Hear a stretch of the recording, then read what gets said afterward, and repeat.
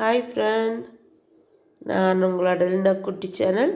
இன்றைக்கி நாங்கள் ஸ்ரீலங்கா முறைப்படி ஒரு அரிசி பலகாரம் தான் செய்ய போகிறோம்.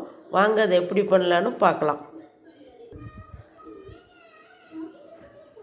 அதுக்கு நான் இதில் ஒரு கப்பு மைதா மாவு எடுத்துருக்கிறேன், 1/2 டம்ளர் வறுத்த அரிசி மாவு, 1 டம்ளர் வெல்லம் எடுத்துருக்கிறேன்,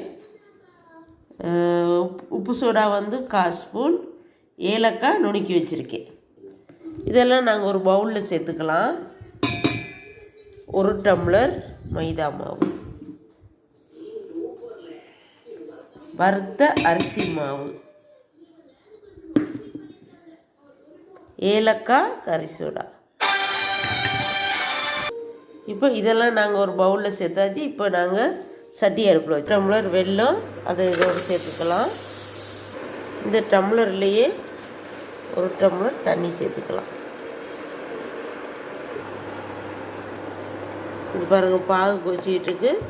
அதுக்கு முன்னாடி ஃபர்ஸ்ட் டைம் எங்கள் வீடியோவை பார்க்குறீங்களான்னு தான் ப்ளீஸ் சப்ஸ்கிரைப் பண்ணுங்கள், லைக் பண்ணுங்கள், கமெண்ட் பண்ணுங்கள்.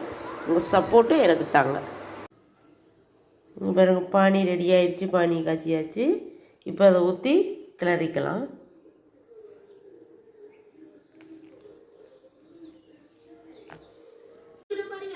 பாருங்கள், இந்த பதத்தில் இப்படியே கிளறி எடுத்துக்கலாம். இந்த பதத்துக்கு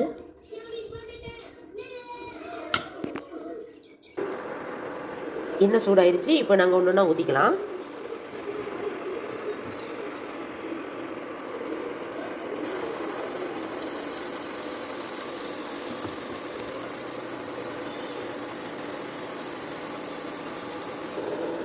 இங்கே பாருங்கள், சூப்பராக அப்படியே உப்பி வந்துடுச்சு.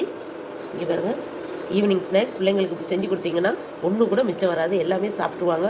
சூப்பராக இருக்கும் காய்ஸ். இங்கே பாருங்கள் காய்ஸ், சூப்பராக அந்த பலகாரம் ரெடி ஆயிடுச்சு.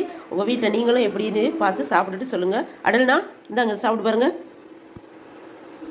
எப்படி அடல்னா இருக்குது? சூப்பராக இருக்குது காய்ஸ். நீங்களும் உங்கள் வீட்டில் ட்ரை பண்ணி பாருங்கள். இங்கே பாருங்கள், உள்ளெல்லாம் சூப்பராக வெந்திருக்கு.